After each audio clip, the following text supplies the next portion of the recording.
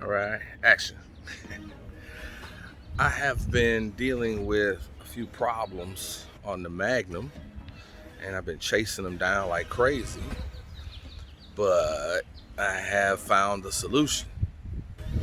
Nothing better as a mechanic than finally figuring out what's been causing you all this trouble. And then every time you get in the car, it operates perfectly after you fixed it and you know you fixed it. Wonderful thing. Well, anyway, on my Maggie here, for a while, the starter has been cranking really slowly. At first, it would crank slow and you'd hear a little click. And then it would eventually start up. Sometimes it would take forever to start up. I was like, oh my God, okay, I need a starter, battery, alternator, all that stuff, right? Also, same time, as I'm driving, I get the ESP BAS light. It would flash and go right off. Never stay all the way on. Flash, go right off, flash, go right off, flash, go right off. And then after about 10 times of doing that, down the road, little by little, randomly, 11th or 12th time, I get an engine light with the code for brake switch high voltage. Well, needless to say, I replaced the brake switch high voltage. Didn't help none. I changed out the battery. Didn't help none. Oh, I forgot to mention, starting problem, the slow start. I was also reading 12.2 volts max on my battery at any given time. Okay, brand new battery, 12.7, 12.5. Before I plug it up, I plug it in, it would read 12.2.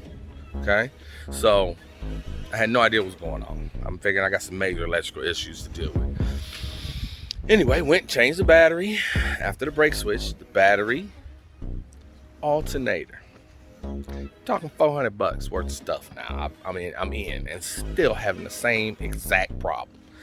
So then I talked around to some people, went on the line, whoop. Oh, you need to change your battery cables. So I went and bought all the battery cables, negative cables for the Magnum.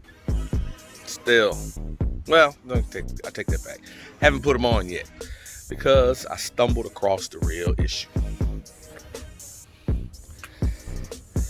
This little jumper positive connection right here. Excuse the mess. I got some stuff going on in here. We'll deal with it later.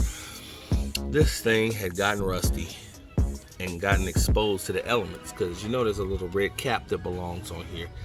But anyway, being me, I hose my engine down with spot-free water pretty much every time I go to a car wash and spritz it down. So this thing here had gotten rusty. Now, I've got little connections and a couple of wires and stuff that have been here since the 1800s, I think. I can't remember when I first installed different lighting setups or whatever.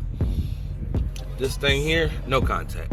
So what I did was I pulled out this nut here, pulled everything off, disconnected everything, took a Dremel, shined up every surface contact there was. Because see, right, I was using my voltmeter, put it down right here, and I was barely getting 12.1 volts while the car was running. This goes directly to the battery. This comes directly from, alternator, but the alternator comes directly from the battery. So it was not making power to the bus, which operates the TIPM, the TIPM. So, everything in here. Starter controller is in here. ESP is in here. Brake lights. A lot of good stuff is in here. Everything in here was getting insufficient power, even while the car was running and the alternator was putting out like it was supposed to. So anyway, we went in, cleaned all this up, shined it up with a Dremel, reconnected. Everything came back to life. Even my windshield wipers have been running slowly. They're also in here. But that did the trick. That little thing right there. But anyway, now, as far as the fix is concerned, bam, eBay, $8. Now, mind you, this is only available for later model Hemis that tip them here. See, it matches this one with this little dog leg in it.